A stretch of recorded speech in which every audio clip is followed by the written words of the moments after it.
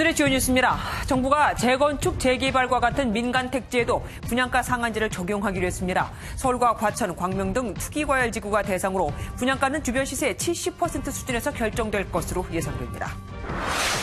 우리 정부가 전략물자 수출 절차 우대국, 이른바 백색 국가에서 일본을 제외하기로 했습니다. 사실상 일본 수출 규제에 대한 맞대응입니다. 전 남편 살해 혐의를 받는 고유정의 첫 공판이 사건 발생 80일 만에 열렸습니다. 여전히 머리카락으로 얼굴을 가리고 나온 고 씨는 분노한 시민에게 머리채를 잡히기도 했습니다. 박지원, 유성엽 의원 등 비당권파 의원 10명에 이어 김경진 의원까지 11명이 민주평화당을 탈당했습니다. 의원은 5명만 남은 평화당은 박지원 의원을 한국 정치판의 아베라며 강하게 비난했습니다. 바보라는 단어까지 쓰며 청와대를 비난한 북한 외무성 담화에 청와대는 한미훈련이 끝난 뒤에 실무협상을 하자는 뜻이라고 밝혔습니다. 자유한국당은 북한에 당장 따져야 할 일이라고 지적했습니다. LA 다저스의 류현진이 7이닝 무실점 호투를 펼쳐 시즌 12승이자 한국과 미국 통산 150승을 달성했습니다. 현지 언론은 메이저리그 100년 역사를 새로 쓰고 있다며 극찬했습니다.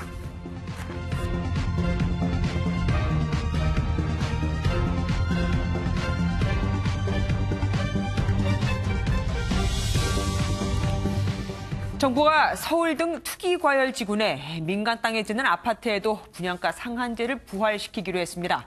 심지어 분양을 코앞에 둔 재건축 단지에도 소급 적용을 다 한다니까 거의 모든 단지가 해당되는 겁니다. 먼저 김경기 기자가 보도합니다. 정부가 지난해 9.13 대책 이후 1년 만에 분양가 상한제라는 추가 카드를 꺼냈습니다. 지난 1년간 서울 아파트값이 5.7% 올랐는데 분양가는 21%나 급등했기 때문입니다. 먼저 상한제 적용 지역이 투기 과열지구 전체로 확대됩니다. 서울 전 지역과 과천, 광명 등 31개 지역이 해당됩니다. 적용 시점도 소급됩니다. 지금까지 재건축 아파트는 관리 처분 인가를 받으면 분양가 상한제를 적용받지 않았지만 앞으로는 입주자 모집 공고 시점으로 늦춰집니다. 사실상 분양 전 단계의 모든 재건축 단지가 적용 대상이어서 둔촌주공이나 개포 1단지 등 강남권의 대규모 단지들이 대거 포함될 예정입니다. 정부는 분양가를 잡으면 집값이 안정되는 만큼 실수요자의 내 집 마련 부담이 줄어들 것으로 보고 있습니다. 분양가격을 적정 수준으로 유지시켜서 실수요자의 내 집 마련을 원활히 하고 주택시장의 안정을 보다 확고히 하기 위해서 정부는 관계기관 협의를 거쳐 이르면 10월 초부터 분양가 상한제 확대 등을 담은 주택법 시행령 개정안을 시행할 예정입니다. MBN 뉴스 김경희입니다. 분양가 상한제가 적용되면 한마디로 시세대로 분양가를 정할 수가 없습니다. 택지비와 건축비를 합친 금액을 넘지 못하거든요. 정부는 시세의 70~80% 수준에서 분양가가 결정될 것으로 보고 있습니다. 단군 이래 최대 재건축 규모라는 강동구 둔촌주공의 경우 주변 시세가 3.3제곱미터, 그러니까 한 평에 4천만 원대인데 정부 생각대로라면 2,500만 원대까지 값이 내려갑니다. 전용 84제곱미터, 그러니까 34평은 4억 원 정도의 시세 차익이 예상되니까 로또 아파트라는 말이 또 나올 법도 하죠. 그래서 정부는 먹튀를 막기 위해 최대 10년 동안 팔지 못하게 했습니다. 하지만 분양가가 낮아진다는 건 결국 기존 조합원들의 부담이 늘어난다는 뜻이 되죠. 그것도 억대로요. 당연히 재건축 단지들은 반발할 수밖에 없습니다. 김민수 기자가 현장에 다녀왔습니다. 11월 일반 분양을 앞두고 있는 둔촌주공 재건축 단지입니다. 분양가 상한제가 적용되면 조합원들의 분담금이 1~2억 원 늘어날 것으로 예상되면서 그야말로 날벼락을 맞았다는 분위기입니다. 인가까지 내줬으면서 지금에 와서는 조합원들의 부담을 강요하고 있다. 관리 처분 인가만 받고 아직 분양을 하지 않은 사업장은 서울에만 76곳, 7만 2천 가구에 달합니다. 애초 후분양을 검토하던 재건축 단지들도 예외 없이 상한제 규제를 적용받자 개정안이 시행되는 10월 이전에 서둘러 분양에 나서자는 움직임도 감지됩니다. 선분양으로 다시 선회하거나 분양 일정이 주택법 개정안 시행일 이전으로 앞당겨질 가능성이 있습니다. 일부 재건축 단지는 정부가 과도하게 재산권을 침해한다며 헌법 소원 등 법적 대응도 불사할 태세여서 재건축 시장은 당분간 혼란이 불가피할 전망입니다. MBN 뉴스 김민수입니다. 그런데 정부가 부동산 추가 규제책을 꺼내든 지금은 미중 무역 전쟁에 또 한일 경제 전쟁 등으로 경기가 어려울 때죠. 경제부 정주영 기자와 더 얘기 나눠보도록 하겠습니다. 어서 오십시오. 정부가 예고대로 상한제를 부활시켰습니다. 과연 집값이 잡힐까요? 네, 정부가 분양가 상승의 이유로 순환 이론을 들고 나왔습니다. 표를 준비했는데요. 네. 그 분양가가 올라서 수요가 기존 주택으로 이동하고 수요가 몰린 기존 주택의 가격이 오르면 거꾸로 또 분양으로 수요가 이동하고 결국 분양가가 다시 뛰는 악순환이 이어진다는 겁니다. 네. 그 최근 서울 강남 3구의 재건축 아파트 값이 들썩이자 선제적인 대응에 나선 건데요. 네. 그 정부는 분양가를 적정한 수준으로 관리하면 시장이 안정될 걸로 당장은 안정된다 이렇게 얘기하고 있습니다. 당장이라고 지금 강조를 하셨습니다. 네. 그럼 뭐 장기적으로는 아니라는 뜻입니까? 그렇습니다. 그 재건축, 재개발 사업은 아시다시피 누구나 살고 싶은 노른자 땅에 좀 지어지는 경우가 많은데 네. 그 분양가 상한제로 소위 말해서 그 돈이 안 돼서 재건축 사업이 멈추면 공급은 줄어들 수밖에 그렇죠. 없습니다. 그 수요는 느는데 공급은 부족하다. 뭐 교과서에 나오는 대로 결국 집값 상승으로 이어질 것이다. 이런 의견도 만만치 않습니다. 그런데 이 상한제가 사실 일찍부터 예고가 됐었습니다. 그렇기 때문에 시장의 충격이 그렇게 큰 것 같지는 않아요. 심지어는 풍선 효과로 신축 아파트 값이 더 오른다는 얘기도 있습니다. 네, 맞습니다. 제가 서울 마포구의 그 6년차 신축 아파트 가격을 준비해 봤는데요. 네. 그 전용 84제곱미터 매매가는 올해 초 11억 원까지 떨어졌지만 최근 15억 원을 찍으면서 지난해 시세를 회복했습니다. 이 새 아파트 선호 현상은 그대로인데 이 공급이 위축될 것이다 이런 얘기가 나오니까 이미 재건축이 끝난 신축 아파트가 아주 귀한 몸이 되고 있는 겁니다. 예, 정부가 이게 혹시 로또 아파트가 될까 봐 10년간 못 팔게 하겠다 그랬고 또 의무적으로 거주하는 기간도 정해놨습니다. 이거는 실효성이 있을까요? 네, 그 시계를 한번 10년 전으로 돌려보겠습니다. 이명박 정부가 그 서민 주거를 안정시키겠다면서 강남구 세곡동에 보금자리 주택 공급한 적이 있습니다. 맞습니다. 그 예. 2009년 당시 10년 전이죠. 전용 59제곱미터 분양가가 2억 2천만 원이었는데 6년 전매 제한 기간이 끝나자마자 뛰기 시작하더니 현재 시세는 9억 4천입니다. 지금 4배가 와, 넘었죠, 10년 예. 만에. 그래서 와. 이게 실제로 반값 아파트가 주변 시세를 낮추는 게 아니라 도리어 이 강남 집값을 급격히 따라가는 모양새여서 이번에 전매 제한 뭐 최대 10년 한다고는 하는데 과연 투기 수요가 잠잠해질지는 좀 회의적입니다. 그러면은 이런 로또 분양을 노리는 사람들도 꽤 있겠어요. 그렇습니다. 뭐 저만 해도 청약 통장을 좀 아껴 놓으려고 하고 있고요. 그 무주택 자격을 유지하면서 일단 청약 기회를 노리는 사람이 많아지겠죠. 네. 이 말은 당분간 저처럼 전셋집으로 돈다는 건데 그러면 전셋값이 당연히 오를 수가 있고요. 앞서 뭐 재건축 공급이 줄 거라고 말씀드렸는데 네. 당연히 그 전세 물건도 줄어들 가능성이 높습니다. 재건축 조합원들의 불만도 아까 상당하다고 우리가 네. 보도를 해드렸습니다. 그러면은 그 조합원들이 가만히 있을까요? 뭐 지금 1억 원씩 더 내야 한다는데? 네, 지금 뭐 상당히 반발하고 있고 헌법소원까지 얘기가 나오고 있는데 문제는 헌법소원이 결론 날 때까지 좀 오랜 시간이 걸리고요. 또 일부 조합끼리는 서로 연대해서 좀 집단 행동을 하자 이런 움직임도 감지되고 있습니다. 그러면은 우선은 뭐 감지고 아직도 먼 이야기니까 헌법 소원 같은 거는 당장 이대로 하면은 10월에 시행이 되는 겁니까 이번 제도는? 당장 확정은 아닙니다. 그 경제정책 청구라는 게 기재부잖아요. 네네. 근데 가뜩이나 경기 침체 상태인데 이 분양가 상한제가 또 찬물을 끼얹을까 해서 처음부터 반대한 걸로 알려지고 있습니다. 네네. 그 홍남기 부총리 겸 기재부 장관이죠. 방금 전에 그 상한제를 실제 적용하려면 부처 간 협의가 필요하다 이렇게 말하는 등 부처 간에 약간 미묘한 좀 엇갈린 반응이 나오고 있습니다. 또 네. 여당도 10월에 당정 협의를 한 번 더 하자. 뭐 부동산 시장이 그때도 과열인지 한번 다시 보자 이런 얘기도 있어서 좀 누그러질 가능성은 있어 보입니다. 내년이 당장 총선이잖아요. 그때를 대비해서 뭐 여당에 좀 반대할 가능성은 없습니까? 뭐 상한제가 적용되는 그런 지역구 의원실을 중심으로 그렇죠. 조금 불만의 목소리가 나오긴 하는데 그 당정의 합치된 목소리가 어느 때보다 중요하기 때문에 좀 신중한 입장을 고수하는 것 같습니다. 그러면 마지막으로 실수요자들은 어떻게 무엇을 준비해야 됩니까? 예, 만약에 청약 가점이 40점보다 낮다, 좀 낮은 편이라면 기다리지 말고 좀 서두르시는 게 좋겠습니다. 그 시행 전 막판 분양 물량이 쏟아질 수 있고요. 이때는 경쟁률이 다소 낮을 수가 있거든요. 네. 뭐 가점이 높다면 당연히 느긋하셔도 되고요. 그 전매 제한 기간이 길어지는 만큼 한 집에 오래 눌러 살 확신이 있는지도 좀 고민을 하셔야 되고 맞습니다. 일단 정부가 보낸 시그널이 이 당장 부동산 상승장에 올라타지 말고 좀 청약을 기다려 달라 이런 신호를 보냈다는 점을 꼭 기억하시기 바랍니다. 예, 알겠습니다. 정지영 기자였습니다. 다음 소식입니다. 정부가 결국 일본을 우리나라의 백색 국가에서 제외했습니다. 일본 정부 조치에 맞불을 놓은 겁니다. 이병주 기자가 보도합니다. 정부는 일본을 전략물자 수출 백색 국가인 가 지역에서 제외하기로 했습니다. 일본이 한국을 백색 국가에서 제외한 지 열흘 만입니다. 4대 국제수출 통제 가인 여부로 가, 나 지역으로만 나누던 것에서 가 지역을 세분화해 일본을 가의 이 지역에 포함시켰습니다. 일본이 본래 취지와 달리 국제 수출 통제 제도를 정치적 의도를 갖고 활용했다는 게 정부의 판단입니다. 국제 수출 통제 원칙에 맞지 않게 수출 통제 제도를 운영하는 국가가 포함된 일본이 가의 이 지역으로 분류됩니다. 이에 따라 일본으로 전략물자를 수출하는 업체는 신청 서류도 늘어나고 한 번 허가받으면 유지되는 유효기간도 3년에서 2년으로 줄어듭니다.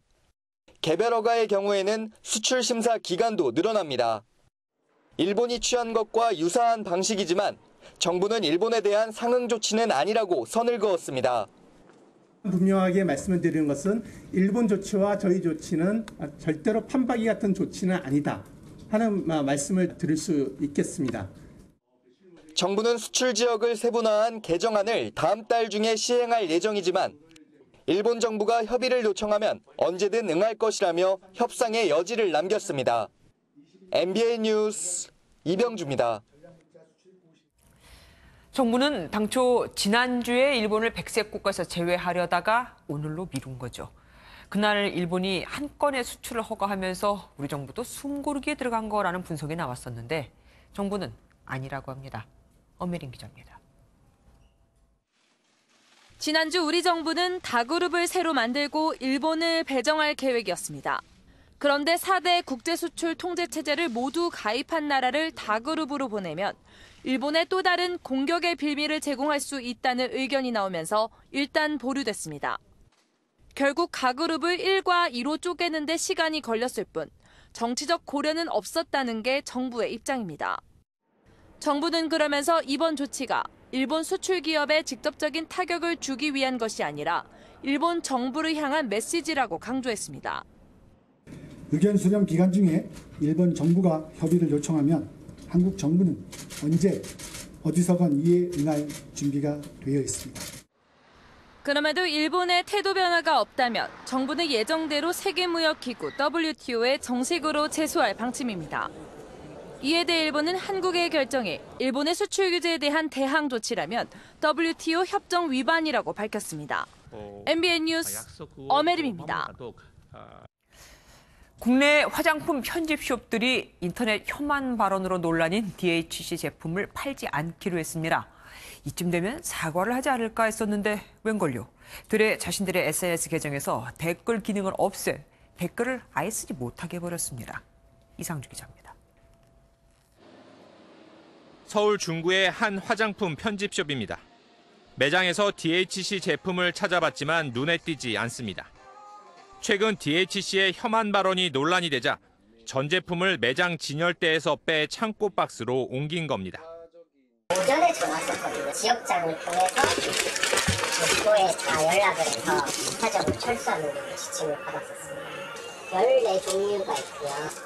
24개 있습니다. 해당 업체는 오프라인 매장뿐 아니라 온라인몰에서도 DHC 제품 판매를 중단했습니다. 또 다른 회사의 화장품 매장은 당장 판매를 중단하는 대신 매장 진열대 전면에 내세우지 않기로 결정했습니다. 매장에서 진열을 지금 뺀 상태예요. 창고로 철수를 해서. 매장의 진열 변경은 판매량이 적거나 고객이 덜 찾는 제품에 대해서 시행했지만 이번에는 DHC에 대한 국민 감정을 고려한 조치입니다. 내용 일단 접하고서 바로 매장에서 철수하고 온라인몰에서도 판매 중지했어요. 불매 운동이 확산하는 가운데 DHC는 사과 대신 우호적이지 않은 인터넷 댓글을 삭제해 논란을 키웠습니다. 전날 계획인데 지금 오늘은 1번 휴일이에요. 일주일 정도에 저희 입장 정리해서 발표할 수 있을 것 같아요. 한편 DHC의 인터넷 방송에서 한국의 일본 제품 불매 운동은 오래가지 못한다고 평가했다는 사실이 알려지면서 누리꾼들은 SNS에 DHC 관련 해시태그 캠페인을 벌이는 등 퇴출 요구가 거세지고 있습니다. MBN 뉴스 이상주입니다. 일본 제품 불매 운동이 확산되면서 이 기회에 교육 현장에서 일제 잔재를 청산해버리자는 분위기도 감지됩니다. 일본 군국주의의 상징인 우길기를 연상케 하는 학교 상징도, 친일파가 만든 교과도 다 바꾸자는 겁니다. 안진우 기자입니다. 부산의 한 초등학교입니다. 건물 외벽에 학교의 상징이 그려져 있는데 자세히 보니 파란색 배경에 태양빛이 퍼져나가는 모습입니다. 일본 군국주의의 상징인 우길기를 연상케 합니다. 부산의 또 다른 초등학교 역시 빨간색 해와 햇살이 선명합니다. 두 학교 모두 일제강점기인 1931년과 1939년 개교했는데 학교를 상징하는 교표가 우길기를 연상시킨다는 지적입니다. 한 초등학교는 이번 기회에 교표를 바꾸기로 했습니다. 우길기의 어떤 느낌이 나지 않게끔 부분적인 어떤 수정을 해야 하지 않겠나 해서 지금 교표 변경 작업을 지금 하고 있습니다. 이번 기회에 친일파가 만든 교과를 바꿔야 한다는 여론도 확산하고 있습니다. 부산 지역 일선 학교들의 교과를 조사해봤더니 16곳이 친일파가 작사 또는 작곡한 교과를 그대로 부르고 있었습니다. 학교 내에 한 번도 청산되지 못한 일제 잔재를 이번 기회를 통해서 되돌아보고, 광주의 한 중학교는 친일인명사전에 수록된 작사 작곡가가 만든 교과를 최근 새로 만들었습니다. 최근 반일 분위기가 고조되면서 이제라도 교육 현장에 남은 일제 잔재를 청산하자는 목소리가 커지고 있습니다. MBN 뉴스 안진우입니다. 전 남편을 살해한 혐의를 받고 있는 고유정의 첫 공판이 열렸습니다. 고 씨는 이번에도 머리카락으로 얼굴을 가렸는데 분노한 시민이 고 씨의 머리채를 낚아챘습니다. 이현재 기자입니다. 전 남편을 잔인하게 살해한 혐의를 받는 고유정에 대한 본격적인 재판이 시작됐습니다. 사건 발생 80일 만입니다. 국민적 관심을 보여주듯 법원 앞은 이른 아침부터 북적였고 법정 앞에선 방청권을 얻으려는 시민들이 긴 줄을 섰습니다. 호송차에서 내린 고 씨는 머리카락으로 얼굴을 가렸습니다. 법정에 들어선 뒤에도 고 씨는 머리카락을 커튼 삼아 얼굴을 감췄고 판사의 질문에는 거의 대답하지 않았습니다. 고 씨는 변호인의 입을 통해 계획 범죄가 아니었다며 억울하다는 입장을 나타냈습니다. 유가족에게는 미안하고 사죄하지만 한 아이의 엄마로서 아이의 미래를 생각할 수밖에 없다며 검찰의 편향적 수사가 만든 국민적 오해를 풀어야겠다고 밝혔습니다. 재판이 끝난 뒤 분노한 시민들이 호송차 입구를 에워쌌고 한 시민은 고 씨에게 달려들어 머리채를 낚아챘습니다. 다음 재판은 애초 오는 26일에 열릴 예정이었으나 새로 선임된 고유정 측 변호사들이 증거 검토에 필요한 추가 시간을 요청해 미뤄졌습니다. 이번 사건의 증거를 조사하는 2차 공판은 다음 달 2일 이곳 제주지방법원에서 열립니다. MBN 뉴스 이현재입니다. 이번 첫 재판에서는 고유정의 범행 계획 여부를 두고 치열한 공방이 펼쳐졌습니다. 변호인 측은 전 남편의 과도한 성욕 때문에 일어난 우발적인 범행이라고, 또한 인터넷에서 뼈 무게를 검색한 건 전 남편에게 감자탕을 해주기 위한 것이었다고, 줄피뎀도 자기 피에서 나온 거라고 주장했습니다. 김명현 기자가 보도합니다. 검찰은 고유정이 전 남편의 아들 면접교섭권 요청에 앙심을 품고 치밀하게 계획을 세워 살해했다고 주장했습니다. 이에 새로 선임된 고유정 측 변호인은 우발적 범행이라고 선을 그었습니다. 고 씨는 결혼 시절 전 남편의 무리한 성적 요구를 들어줬는데 사건 당일에도 전 남편이 고 씨에게 신체 접촉을 하며 성관계를 가지려 했다고 주장했습니다. 고유정 씨가 직접 그렇게 지금 주장을 하고 계신 건가요? 제가 나중에 말씀드리겠습니다. 공식적으로. 유족 측은 죽은 자는 말이 없다는 점을 악용해 지어낸 얘기라며 크게 반발했습니다.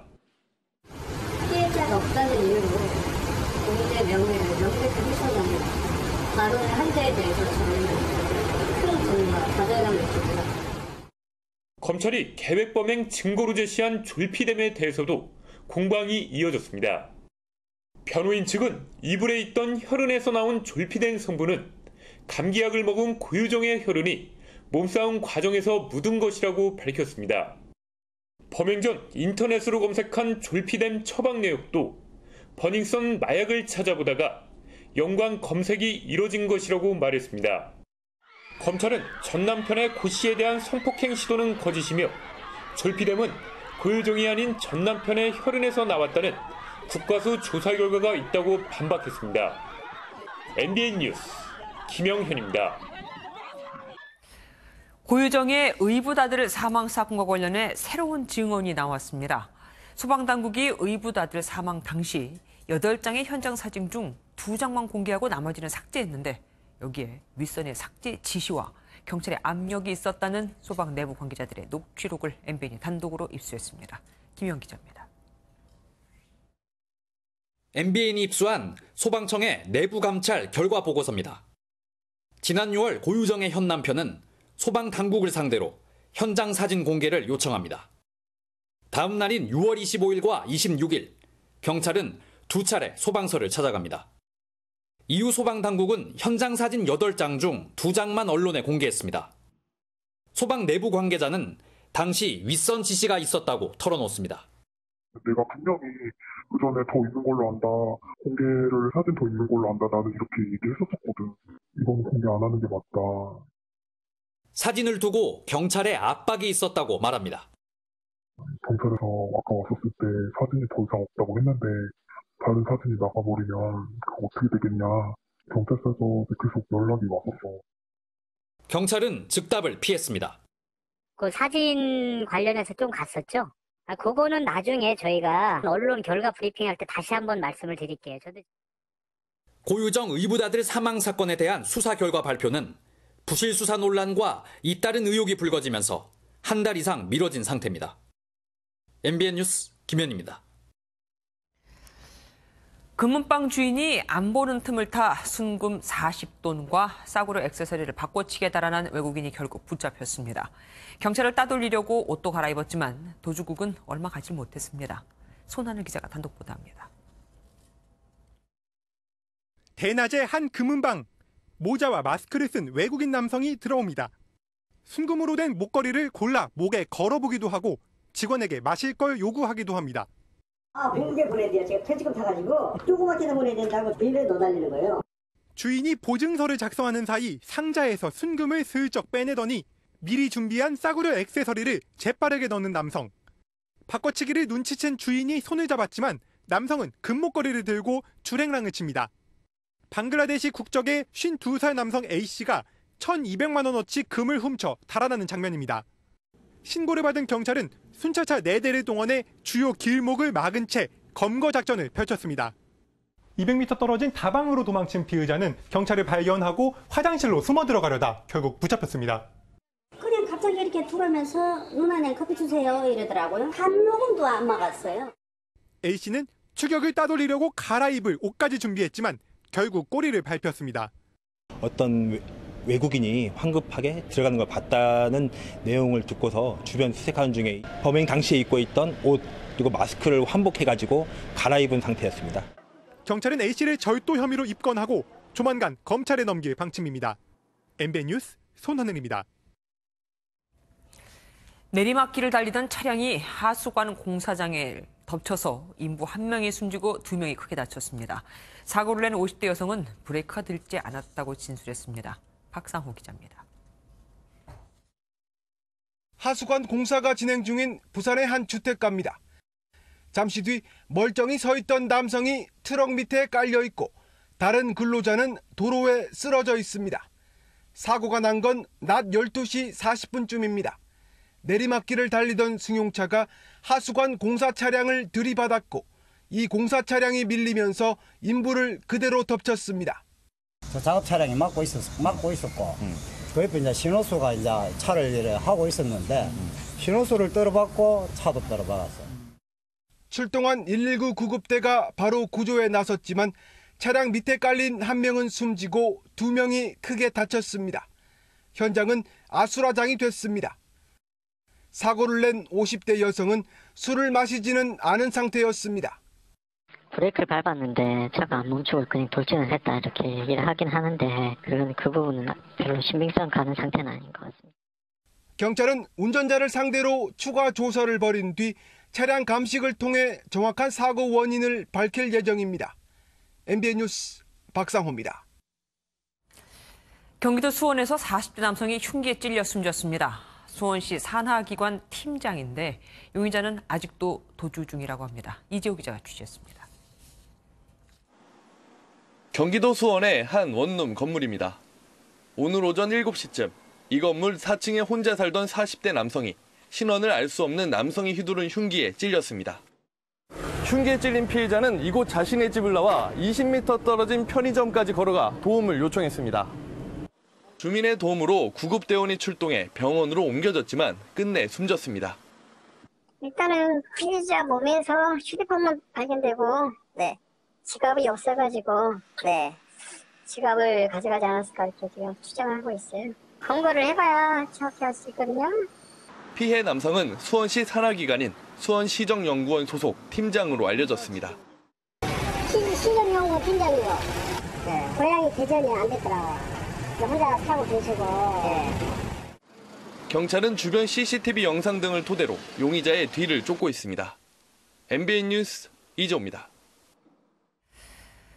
1년 중 여름 휴가, 이 피서철에 버려지는 반려견이 가장 많다는 걸 아십니까? 무려 10마리 중 3마리가 이때 같이 휴가 와서 버려집니다. 강세용 기자입니다. 고속도로 휴게소에 차량 한 대가 멈춰서고 운전자가 집에서 기르던 개를 들고 내립니다. 그리고 한적한 곳으로 가더니 나올 때는 빈손입니다. 새벽 2시 비행기였고 그날 광주에서 인천까지 올라와야 되는데 중간에 어디 가서 맡기고 할 시간도 없었고요.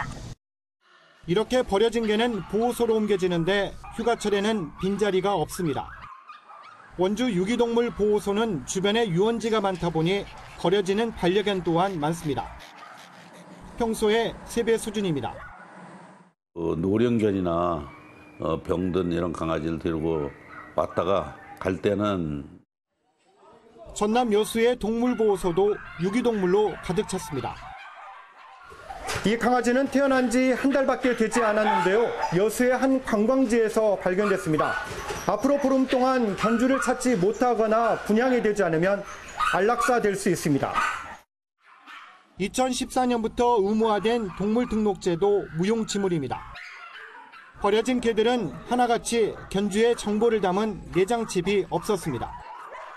동물도 숨을 쉬는 생명인데 끝까지 하지 않을 거면 차라리 그냥 키우지를 말고. 주인에게 버림받은 반려견은 지난해 10만 마리에 달했고 이 중 3분의 1이 휴가철에 버려졌습니다. MBN 뉴스 강세훈입니다. 조국 법무부 장관 후보자가 과거 산호맹 사건으로 유죄를 선고받았었다는 게 알려졌죠. 국가 전복을 꿈꿨던 사람이 법무부 장관이 되는 게 말이 되느냐며 자유한국당은 조 후보자의 지명 철회를 촉구했습니다. 최형규 기자입니다. 자유한국당은 조국 법무부 장관 후보자의 과거 남한 사회주의 노동자 동맹, 이른바 산호맹 활동을 문제 삼았습니다. 조 후보자는 지난 1993년 산호맹 사건에 연루돼 국가보안법 위반 혐의로 6개월간 구속됐습니다. 아무리 세상이 변했다고 해도 국가 전복을 꿈꾸는 조직에 몸담았던 사람이 법무부 장관에 앉는 것이 도대체 말이 되는 이야기입니까? 바른미래당 역시 조 후보자가 장관이 되면 내년 총선에서 이길 국리만 하게 된다며 지명 철회를 요구했습니다. 국민을 갈라치게 한 것이 도를 넘었습니다.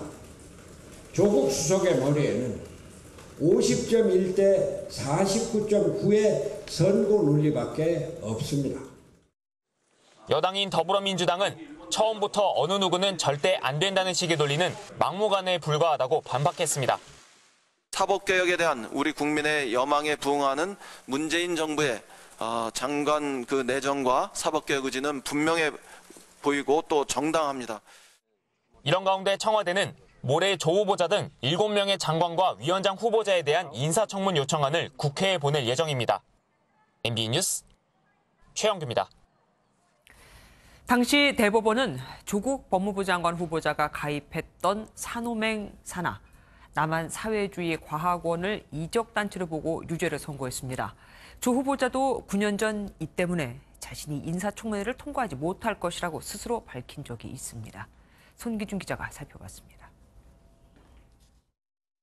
지난 1990년대 초 국가안전기획부가 남한 사회주의 노동자 동맹 조직원을 구속 수배했던 일명 산호맹 사건. 당시 안기부는 산호맹을 사회주의 혁명 달성을 목표로 활동한 반국가 조직으로 규정했습니다. 박노해 시인과 은수미 현 성남시장 등이 이 사건으로 고초를 겪었지만 이후 민주화운동 관련자로 인정돼 명예를 회복했습니다. 조국 법무부 장관 후보자도 지난 1993년 울산대 교수 시절 산호맹 산하 남한 사회주의 과학원, 이른바 사과원 사건에 연루돼 구속됐습니다. 당시 1, 2심은 조 후보자에 대해 집행유예를 선고했고 대법원도 사과원을 이적단체로 보고 유죄를 확정했습니다. 재판부는 조 후보자가 사과원이 산호맹 활동에 동조하는 단체임을 알고도 가입해 사과원의 기관직격인 우리사상 제2호를 제작, 판매했다고 판단했습니다. 물론 이후에 조 후보자는 사면 복권됐지만 2010년 한 언론과의 인터뷰에선 이 사건 때문에 청문회 통과가 어려울 것이라고 밝힌 바 있습니다. 2010년에 스스로 청문회 통과 못할 거라고 하셨는데 생각 바뀌신 이유 뭔가요? 이달 말 있을 조국 후보자의 인사청문회에서 국가보안법 위반 사건을 둘러싼 치열한 공방이 예상됩니다. MBN 뉴스 송기준입니다. 민주평화당이 창당 1년 6개월 만에 결국 분당됐습니다. 소속 국회의원 11명이 나왔으니까 평화당에 남은 의원은 5명밖에 안 됩니다.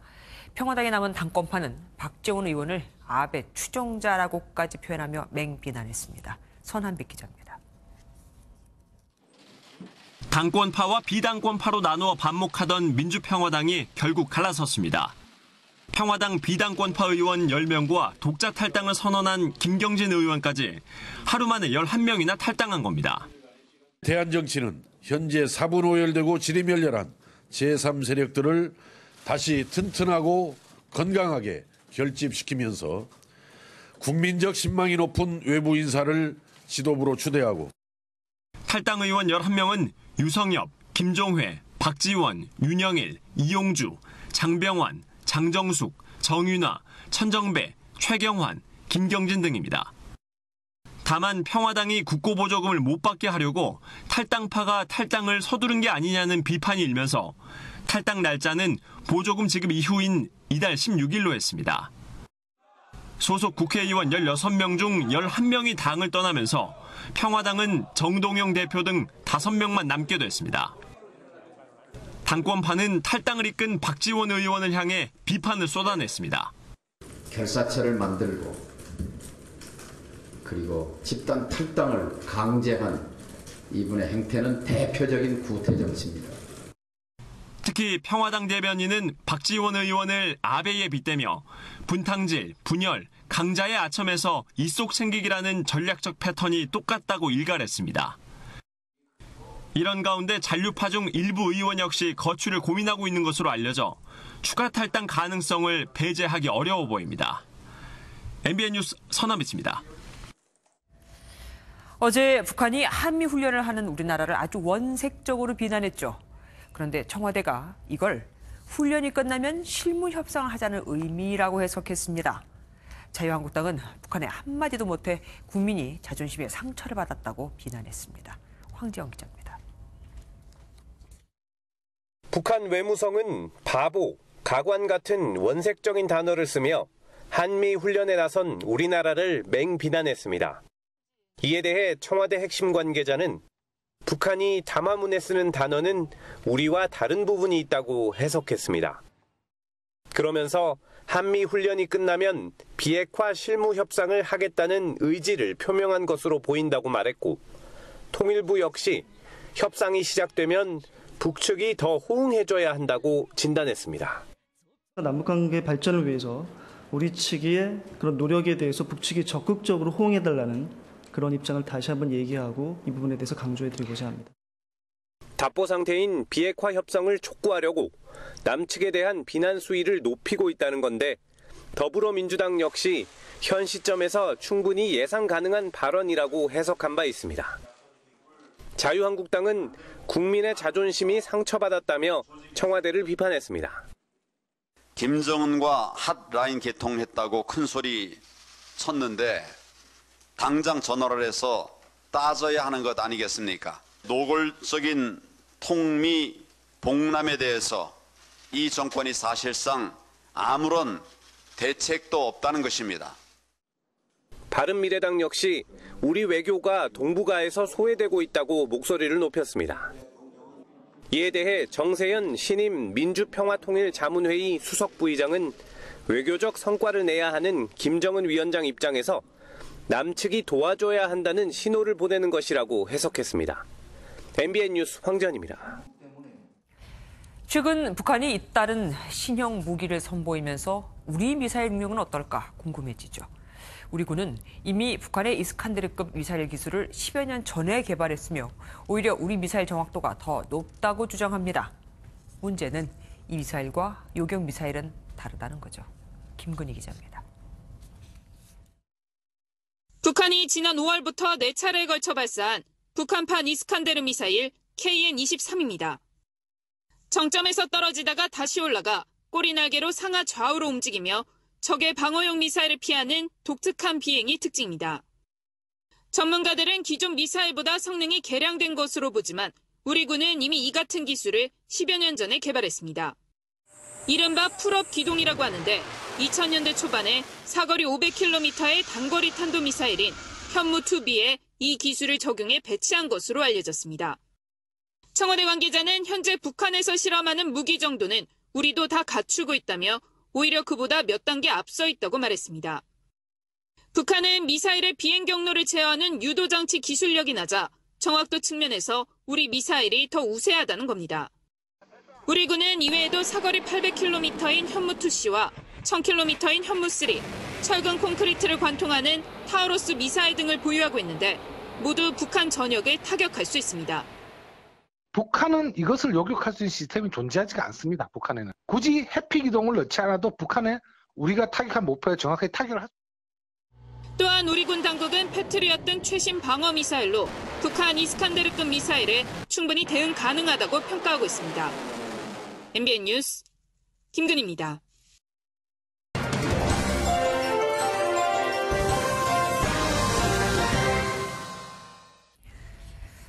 식당에서 종일 일에 연봉 2,400만 원을 받는데 이 중 2,100만 원을 국가가 지원해주는 그야말로 꿈 같은 제도가 있습니다. 청년들이 자기 지역에 정착할 수 있도록 지속 가능하고 발전 가능성이 있는 일자리를 만들려며 행정안전부가 시행하는 지역 주도형 청년 일자리 사업인데 보통 이런 건 젊은이들의 창조적이고 혁신적인 지역 주도형 청년 일자리를 마련하는 게 목적일 겁니다. 정부도 한시적 생계형 일자리가 아닌 지속 가능성, 발전 가능성이 있는 일자리 발굴이 목표라는 지침을 세웠었으니까요. 그런데 여느 동네 식당, 휴대폰 대리점, 편의점에 취직해서 식당 서빙을 해도 휴대폰을 팔기만 해도 마트 배달 일만 해도 신청하면 이 지원금이 나옵니다. 당장 업주들도 최소 2년의 정부 지원 기간이 끝나면 청년들을 더 고용할 생각도 여력도 없다고 하고 청년들조차 여기서 쉬는 시간에 취업 공부를 따로 하고 있으니 그 취지와 현실은 한창 동떨어져 보이죠. 지역 주도형 청년 일자리 사업은 지난해 시작돼 내후년까지 취업과 창업을 하는 7만 명의 청년을 지원할 거라는데 올 예산만 2,210억 원. 이대로라면 밑 빠진 독에 물 붓기가 아닐까요? 뒤늦게 상황을 인지한 행안부가 현장 점검에 나서겠다고는 하지만 일자리 추경 예산이 추가로 확보된 지자체는 이미 대상자들을 모집하고 있습니다. 기존대로 그대로 말이죠. 큰 그림만 본 채 예산을 낭비한 정부. 그 큰 그림조차 보지 못하고 예산을 낭비한 지자체. 모두에게 묻고 싶습니다. 대체 언제쯤 현실을 인지할 건지, 언제쯤 빈틈없는 정책을 펼칠 건지 말입니다. 뉴스조정이었습니다. 중국 정부가 송환법에 반대하는 홍콩 시위대의 진압을 위해 장갑차와 물대포 등 군인까지 준비했다는 말이 들리고 있죠. 그런데 홍콩 시위대가 홍콩 국제공항에 몰리면서 항공편 운항이 전면 중단돼 버렸습니다. 취재기자 전화를 연결해 자세히 알아보겠습니다. 안보람 기자, 도대체 어떻게 된 겁니까? 네, 홍콩 국제공항의 항공편 운항이 전면 중단된 건 우리 시각으로 오늘 오후 5시쯤입니다. 송환법에 반대하는 홍콩 시위대 5천여 명이 공항에 몰려 연좌 시위를 벌이고 있기 때문인데요. 사실 오늘 시위는 예정이 없었습니다. 하지만 어제 있었던 송환법 반대 시위에서 한 여성 참가자의 오른쪽 눈이 경찰이 쏜 진압 장비에 맞아 실명위기에 처하면서 이에 분노한 시위대가 공항으로 몰려들었습니다. 어제 송환법 반대 시위대는 침사추이 등 홍콩 전역에서 게릴라식 시위를 벌였는데 경찰은 지하철 역사 안까지 최루탄을 쏘는 등 강경하게 진압했습니다. 이 과정에서 최소 40명이 부상을 입은 것으로 알려졌습니다. 홍콩 당국은 성명을 통해 이미 탑승을 시작한 항공편이나 착륙을 허가받은 항공편만 활주로 이용이 허용된다고 밝혔습니다. 이는 홍콩 시민들의 홍콩 시위에 따른 긴급사고 매뉴얼에 따라 이뤄진 조치라고 덧붙였습니다. 다만 항공기 운항이 언제부터 정상화될 것인지에 대해서는 공지하지 않았습니다. 자연스럽게 한국과 홍콩을 잇는 하늘길이 막혀 여행객들의 발길이 묵혔는데요. 국토부 관계자는 홍콩 항공당국이 공지한 시간대에 한국으로 가는 항공편은 총 23편이라며 이 가운데 국적사 10편은 결항이 결정됐다고 말했습니다. 외국 항공사 13편 역시 확인이 쉽지 않지만 홍콩공항 사정을 감안할 때 모두 결항한 것으로 보면 틀리지 않을 것이라고도 덧붙였습니다. 현재 홍콩 국제공항 인근 도로도 걸어서 공항으로 이동하는 시위 참가자들이 몰리는 바람에 극심한 정체 상태에 빠져 있습니다. 지금까지 보도국에서 MBN 뉴스 안보라입니다. 숫자를 보는 오늘의 뉴스입니다. 은행과 카드사 등에서 3건 이상 대출을 받은 사람을 다중채무자라고 하는데 이런 다중채무 직장인의 평균 대출액이 1억 1천만 원을 넘었습니다. 지난해보다 378만 원이 더 늘어난 겁니다. 여러 건의 대출을 받은 사람은 통상 연체와 부실의 위험이 높아 위험 대상으로 분류됩니다. 실제로 연체율도 더 상승하고 있는 추세고요. 소득별로는 연봉이 3천만 원에서 7천만 원 정도인, 그러니까 상대적으로 벌이가 많지 않은 사람들의 연체율이 많이 높았습니다. 휴대폰 가격 빵원이라고 여기저기 붙여놔 빵집이라는 별명까지 얻었던 휴대전화 판매점들, 이번에도 마찬가지일까요? 갤럭시 노트 10이 정식 출시도 안 됐는데 벌써부터 공짜 폰이 나돌고 있습니다. 노트 10이 5G 전용으로 나온 만큼 5G 고객을 선점하려는 이동통신사들이 불법 보조금을 그야말로 살포하고 있기 때문입니다. 윤지원 기자가 취재했습니다. 휴대전화 판매점들이 모여있는 서울 구로동의 종합전자상가. 가격만 얘기해주세요. 맞춰드릴게요. 갤럭시 노트 10 사전 예약 가격을 묻자 할부 원금란에 1,000원이 적힌 태블릿 PC를 내밉니다. 심지어 공짜도 가능합니다. 가장 높은 요금제 기준 통신사별 공시지원금과 카드사 할인 혜택 외에 수십만 원의 불법 보조금을 지급하기 때문입니다. 40만 원은 최저가 보장이 된다는 거죠? 네, 그렇죠. 5G 가입자 수가 200만 명을 돌파한 가운데 점유율은 SKT가 10%가량 앞선 상황에서 KT와 LG U+가 근소한 차이를 보이는 상황. 노트 10이 하반기 시장 점유율을 좌우할 것으로 예상되는 만큼 이 통사들이 불법 보조금 살포로 고객 선점에 나선 겁니다. 워낙 좀 인기가 있는 단말이다 보니까 여기서 조금 약간 차이를 만들려고 하는 게 아닌가. 5G 개통 이후 신제품 출시 때마다 이런 출혈 경쟁은 반복되고 있습니다. 처벌 수위가 과징금 부과로 약하기 때문에 일단 맞고 보자식으로 버티는 겁니다. 급기야 지난달 LG U+는 손해를 견디지 못해 방통위에 경쟁사를 불법 보조금 살포 혐의로 신고하기까지 했지만 출혈 경쟁을 막기에는 역부족입니다. MBN 뉴스 윤지원입니다. 축구팬 여러분들은 프리미어리그 개막으로 밤잠 이루기 힘드실 텐데요. 간결하면서도 명확한 골 장면을 보면 왜 세계 최고의 리그인지 알 수 있을 것 같습니다. 강영호 기자가 보도합니다. 무리한 중앙 돌파를 시도하던 첼시의 공을 맨유 수비진이 뺏어냅니다. 이어 총알 같은 역습이 시작되고 첼시 수비진은 단 4명의 공격수에게 속수무책 골을 허용합니다. 천억 몸값의 수비수 해리 맥과이어의 태클을 시작으로 골이 터지기까지 단 15초가 걸렸습니다. 불과 2분 뒤 삼각 패스를 주고받은 포그바가 수비 뒷공간으로 송곳 같은 패스를 찔러줍니다. 옵사이드 트랩을 절묘하게 뚫은 레시포드의 침투와 함께 맨유의 추가골이 완성됩니다. 가장 간결하면서도 효율적인 공격을 선보인 맨유는 첼시의 전설 램파드의 감독 데뷔전을 악몽으로 만들었습니다. 마레즈를 향해 공을 내준 스털링. 잠시 속도를 줄이더니 수비 뒷공간을 향해 쏜살같이 파고들어 골을 성공시킵니다. 스털링의 허를 찌르는 움직임에 웨스트햄 수비진 5명은 허수아비가 되고 말았습니다.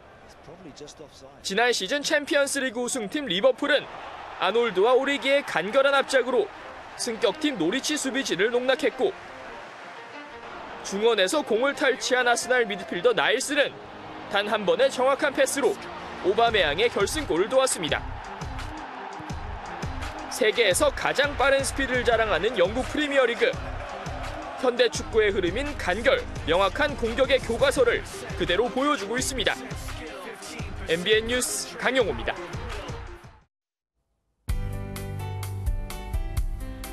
태풍 레끼마가 만들어낸 비구름대의 영향으로 오늘 강한 비가 내렸습니다. 중부와 호남 서해안은 내일 새벽까지 5에서 40mm의 비가 더 내린 뒤 그치겠습니다. 내일 오후에는 내륙을 중심으로 소나기가 오는 곳도 있겠습니다. 내일 비가 그친 뒤에는 무더위가 고개를 들겠는데요. 오늘 서울은 한낮에 28.5도에 머물면서 비가 내리며 그래도 더위가 조금 누그러졌었는데요. 서울 등 중부지방은 다시 폭염경보가 내려졌습니다. 내일 서울의 한낮 기온은 34도, 광주도 34도까지 오르면서 오늘보다 4도에서 6도가량 높겠습니다. 태풍 크로사는 일본을 향해 북상 중입니다. 이 태풍에 동반된 구름대의 영향으로 광복절에는 곳곳에 비가 내릴 가능성이 있습니다. 내일 대전의 아침 최저기온은 26도로 열대야가 나타나겠고요. 낮에도 34도까지 오르겠습니다. 남부지방 내륙을 중심으로 오후에 소나기 구름이 지나겠습니다. 대구의 낮 최고기온 36도가 예상됩니다. 동부지역 구름 많겠고 30도 안팎의 낮 기온을 보이겠습니다. 이번 주 중반에는 10호 태풍 크로사의 영향으로 비 소식이 들어있습니다. 날씨였습니다. 뉴스팔이 선정한 이한장의 사진입니다. 기모노를 입은 일본 여인. 서양화가 이중의 화백의 2012년 작품입니다. 그런데 이 그림 때문에 익산 보석박물관에서 열리려던 전시회가 취소되어 버렸습니다. 박물관 측이 기모노 그림이 극에 달한 반일 감정을 자극할 수 있으니 다른 작품으로 대체해달라고 요청했는데 작가가 거부한 겁니다. 박물관은 불상사가 우려돼 어쩔 수 없었다고 하지만 그럼 정치적 압력으로 전시회에서 소녀상을 내린 일본과 대체 뭐가 다른 건지 아쉬움이 남습니다. 뉴스팔 여기서 마치겠습니다. 함께해 주신 여러분 고맙습니다.